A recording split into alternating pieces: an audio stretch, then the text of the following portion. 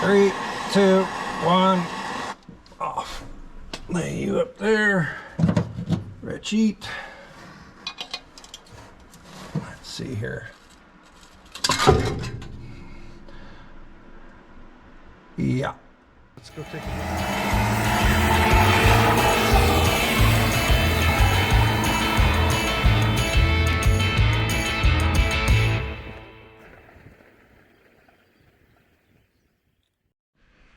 Thanks for coming back to the channel.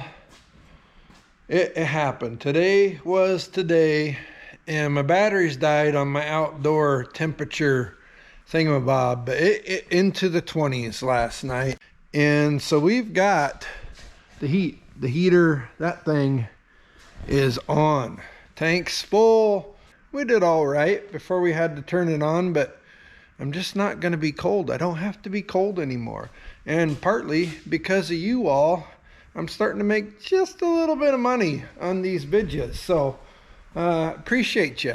Today though, it's been here for 2 months and we've been gathering up piles of stuff for this thing.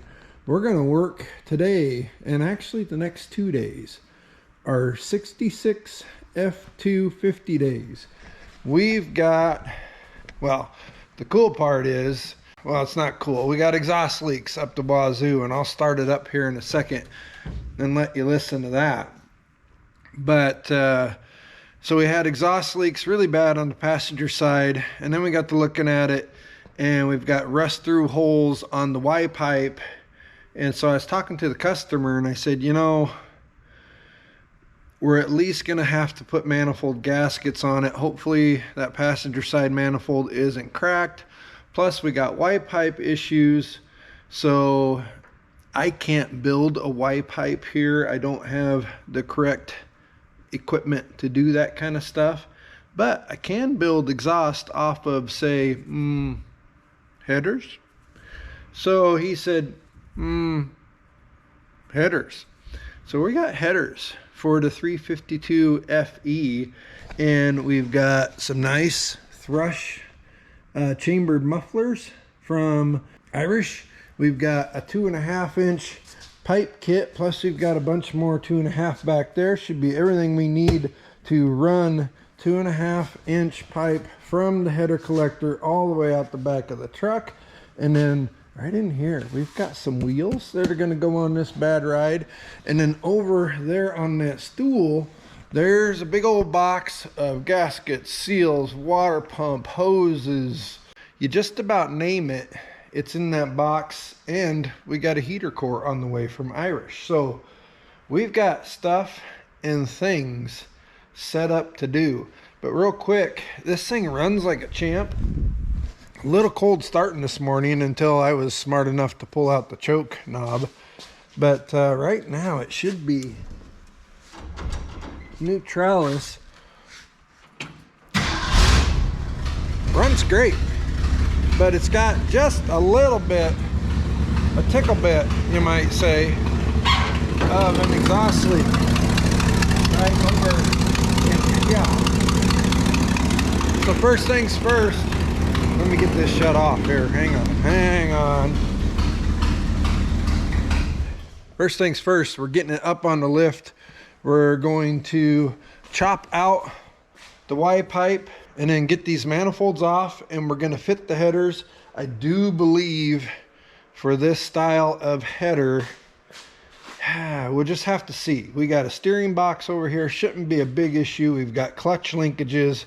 We'll have to see how that kind of goes. We might have to do a little dimpling and bending here and there.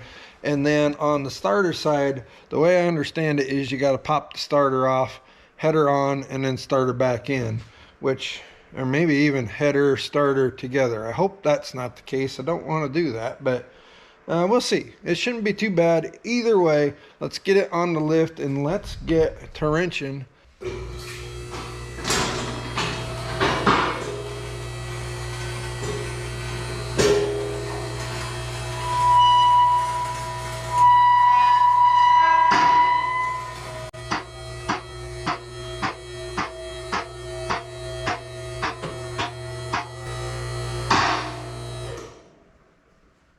All right, here's what we're up against.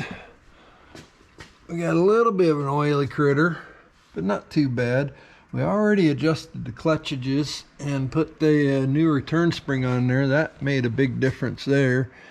We will probably have to do some brake work eventually, but so far we're just gonna see kind of how things go. I think we might have a wheel cylinder leaking over here, but we'll see.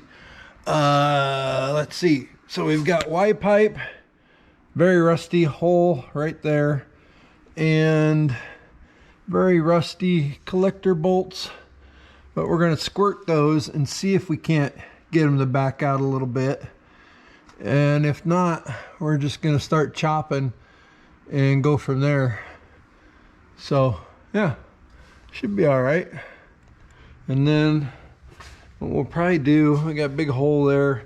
Let's just start from the back forward and we'll start chopping this out of here while the manifold bolts, nuts kind of soak.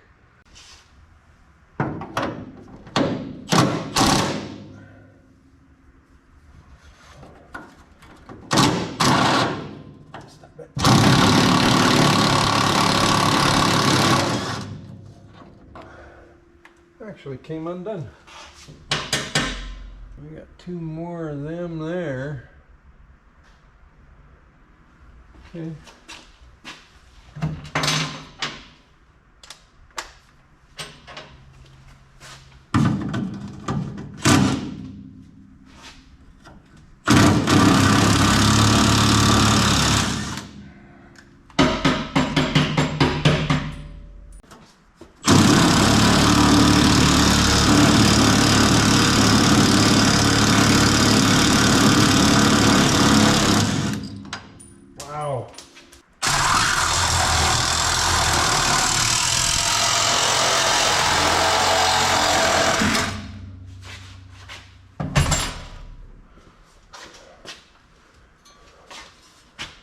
Whoopsie daisy.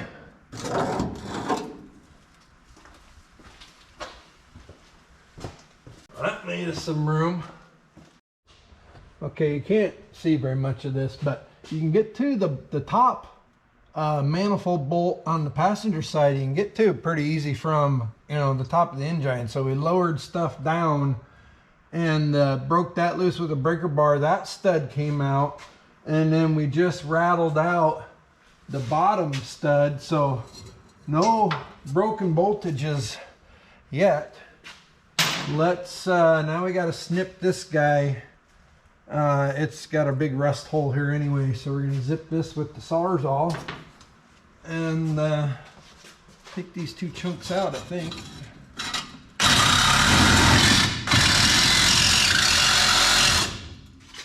Maybe.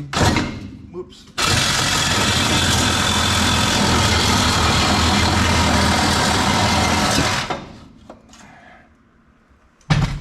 Well, it didn't fall on my face, so that's a good thing.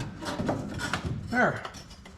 Driver's side with the heat riser. Is the flapper still in there? No, flapper's long gone. Yeah, this stuff is rusty and crusty and thin.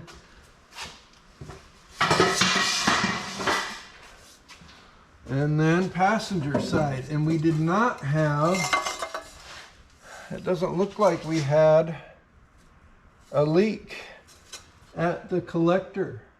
That's the pile so far. Now, this is gonna be my headaches right here. And I don't blame them for doing it, but we've got these, if you can look real close on around that bolt head, you see the little finger washer, and then one of the little fingers is bent over in theory to keep that bolt from backing out.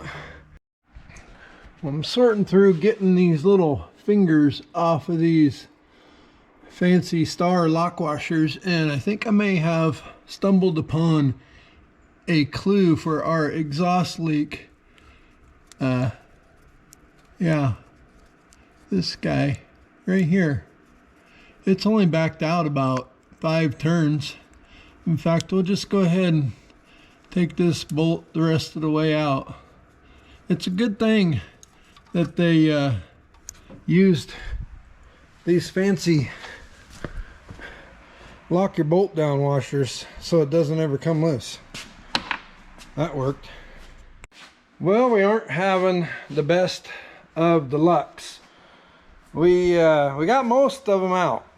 However, passenger side, we broke off the rear one and we just broke off the front one. Now I'll show you where the light is on the driver's side. These the lowers all came out, and you would think, well, the lowers would be the more, you know, troublesome, but not on the FE, because on the FE these top manifold bolt holes are drilled and tapped all the way through this little ear here. And so over the years and decades, and a very long time for this particular truck, all the rainwater, splash water, dirt, dust, whatever, gets to go down into these threaded holes on the top side and sit and seep and get in the threads and cook and get cold and cook and get cold over and over for a billion zillion times. And then this guy comes along and says, let's take those bolts out. This will be fun. So we haven't broken any over here. I think I got all the bottoms. All the bottoms are out. We're up to this last one. But I'm gonna tell you, I'll be on it. We heated it once already, and I think we've softened up this bolt a little bit. I do believe it's gonna break, but for you and for the audience, and we're gonna heat it again and see if we can't get this last one out over here. We've got, like I said, two on the passenger side that we'll be drilling. Come on.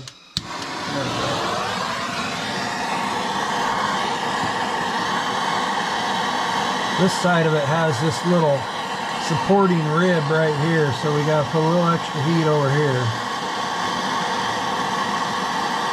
And I did clean out the tops of these holes with a pick and blew them out. And then, you know, the PV blaster. One eternity later. So this has probably been 3-4 minutes straight. Got our ratchet here ready to go. 3, 2, 1, off. Lay you up there, ratchet. Let's see here. Yeah, great. Is this too hot to grab? Nope. Yeah, pretty much expected that to happen. Well, we gotta fish this up through here. Okay, that was just awesome. All right, so we've run into a snag, you might say. Can you see right here? Yeah. So you know, my eyeballs, they deceived me. Here's my right angle drill, and usually I mean, it's not the most compact thing in the world, but usually I can get into places that I need to get into, but it ain't happening here, obviously. So we kind of debated. This inner fender is actually structural to the front of this truck, so you can't just, you know, knock out the inner fender. I guess that's the one thing about plastic inner fenders nowadays. You can just rip them out of there and have room, but this one we can't. So then we're left with a couple of options. Option number one is pull the engine and probably transmission. He's not expecting an engine out escapade here. But in this business, you got to constantly, you're constantly weighing, you know, cost versus doing it right versus time and budget and everything else. how much extra time are we going to have involved with going through the fender well, cutting extra holes, trying to extract 2 broken bolts on this side, plus we still have the one over here. And now mind you, I know some of this, I'm letting you guys and gals know about it right now. We've already ordered water pump, radiator hoses, and stuff, so we're planning on dropping the coolant out of this thing anyways. And we got to put headers on it. Well, the point I'm making, I'm getting to it, okay? It'll definitely be easier to not only extract our broken bolts, but install the headers with the engine dangling on an engine hoist or sitting on an engine stand. Also, I know this customer, and there's an opportunity here with the engine out to get it really clean, probably put a fresh coat of paint on it, get the transmission really clean, maybe even put a fresh coat of paint on it, and then probably, well, we are, because I already talked to him, come in here and touch up the rusty areas in here that are supposed to be black, and really, you know, dress this puppy up a little bit. You're going to spend more, but you're also going to save here and there with things like the broken bolts and the header attachments. And then when everything goes back in, the headers will just slide right in because they're attached to the engine. So we had a telephone conversation, and it didn't take much convincing. He's such a good customer, and he knows what he wants. And I'm glad I called him, because the further down this whole, hey, let's extract these bolts in the truck rabbit hole I was getting in the back here in your intuitions and your, hey, the little guy on your shoulder, whatever you want to call it, was telling me you're going the wrong direction, and this customer would probably prefer it in the end to pop the engine out of the truck, fix it up all nice and right, and have a better result in the end. So change of plans, but it's a huge relief for me. And, you know, tippy-tapped keyboards, is it the right decision? I think I know what you're going to say. Let's get after it. Okay, inside the cab here, and we're going to have to change our plans, because this is the shifter cover for, and I believe this is an MP, new process is what that stands for, 435 transmission, rock solid transmission. But our little tunnel cover does not, it only goes up maybe an inch here. What I'm saying is we're going to pull the transmission out from under first. But before we can do that, we got to get this shifter out. And there's a little trick to getting it out. So there's a big old spring under this cup. And this is kind of a ball here. And then you have an end on your stick that goes in and hits your shift rails and stuff down there. But this outer ring is held in. It's got a little hooky groove, and it's held in by this pin, and there's another pin just like it on this side. And what we have to do is we have to release the pressure from this gnarly spring that's under there holding all this tight. You gotta push down on the innards part and then twist this retainer cap only about not even a quarter turn, and then the whole shifter lifts right out. It's super easy with two dudes or dudettes, and it's kind of a pain with just one. So we're gonna take a couple stabs at it here. Something big and kind of heavy. I got a big old heel bar here. I'm gonna press down, and then, oh my good golly, it's turning. There we go. That's all the further you got to get. It's kind of a pain, and then we just lift right out like that. All right, that's all we got to do in here. We hit up VEVOR again. We paid. They don't, no sponsors here, at least not yet. Hint, hint. But we bought us a fancy under the hoist transmission jack. So we're going to try that out. We haven't even done a review. We haven't done an unboxing. Well, we obviously unboxed it, but we didn't do a video. And it's together and we think it's going to work. So today is now a transmission pull and product review video. Well, we're going to jack this up now. No air over hydraulic, no electricals, just my size 12 power. We're like halfway there. We're still working on stage 1. Kinda. There we go. We hit stage 2. Second gear. I hope we go all the way up to get under this transmission. Because, oh, okay. We gotta lower the truck down a little bit. Darn it. Yeah. Okay. So pumper action here. Release action is just and then tighten back down. It's just a big, you know, bottle jack basically. Okay, going down. What do we need? Probably 6 inches.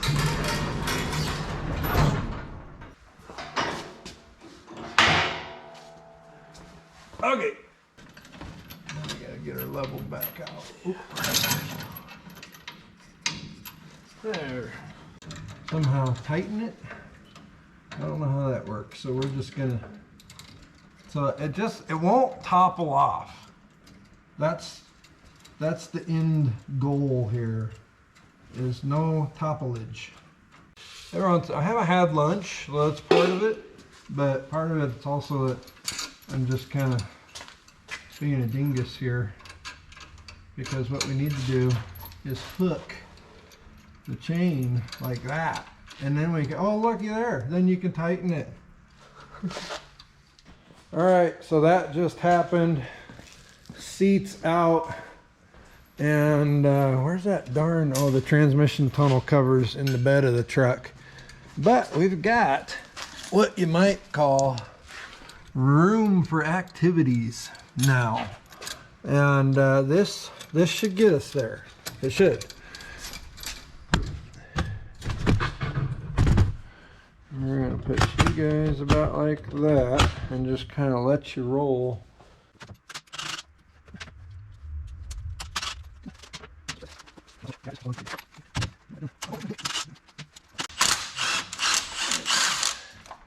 Okay.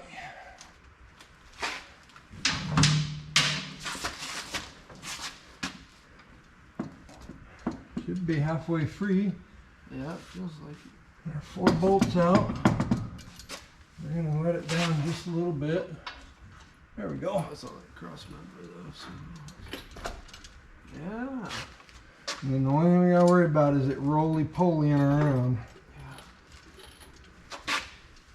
And then we're nosed up a little bit, so now that we're out a hair, we gotta come down a hair. And then out some more.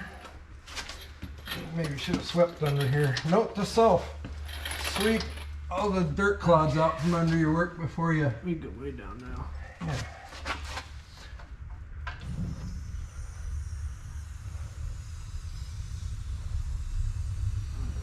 There we go. So, yes, on the VEVOR transmission jack. It does transmission jack. And It works. my goodness, any other time we'd be laying under the truck on the floor, even though we got nice concrete in here, with a goofy homemade transmission jack adapter for a floor jack. Putting it on display. Yes. Works like a champion. It's still at an angle, so maybe I shouldn't be spinning it, but That's all right. Oop. And then, now here's the deal. Roly-poly grabby handle down here. that's it.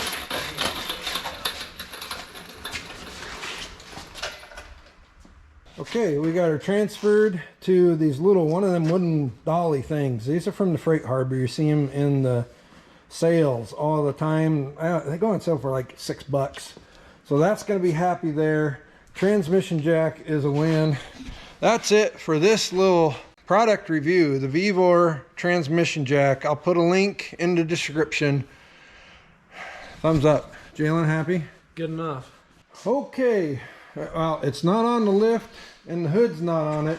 We're right over here, and the aftermath of what it took to get the transmission off. Now, once we got the giant hole made, you got to take this out and slide the transmission out, because this is your main radius arm, cross member, and everything else. So we got some wood blocked up underneath the back of the engine. Everything else is disconnected, and including motor mounts. So really, dudes and dudettes, we're to a point where I'm feeling pretty confident about saying this should be a piece of gravy. So let's see what happens. We got her hooked up.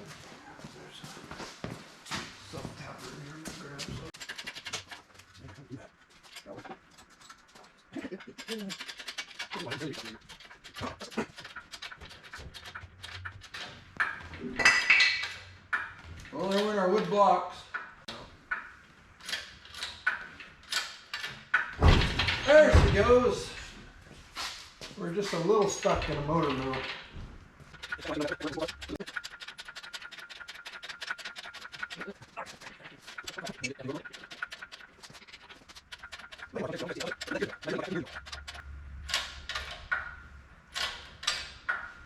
Okay, that should be high enough. Yes, it is.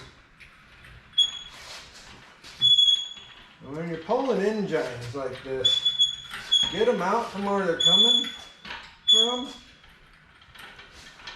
and then get them back down to a reasonable height as soon as possible, because you don't want stuff going weird on you when things 5 feet in the air.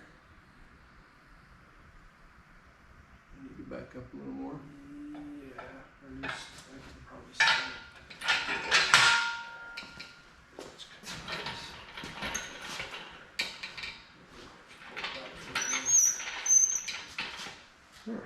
There we go.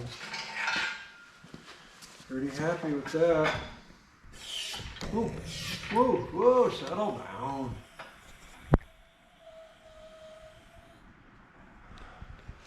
There we go. All right. See, that was easy. No pitfalls at all with that little job. So there's nothing wrong, like I said, with the engine, except I broke off some bolts. Now we can get right to them. We'll get those drilled out, but we're gonna steam clean this bad right now. And we're just gonna paint it, make it really pretty, Ford blue. And then we're gonna come in here, and this is all gonna get steam cleaned, and probably will mask off the teal color, and it'll just be prettier than it is now. But all this in here, we'll get all this blackened back up, and it's gonna look really nice when we get it back together. So that's pulling an engine on a 66 F250. Yeah, thanks for watching.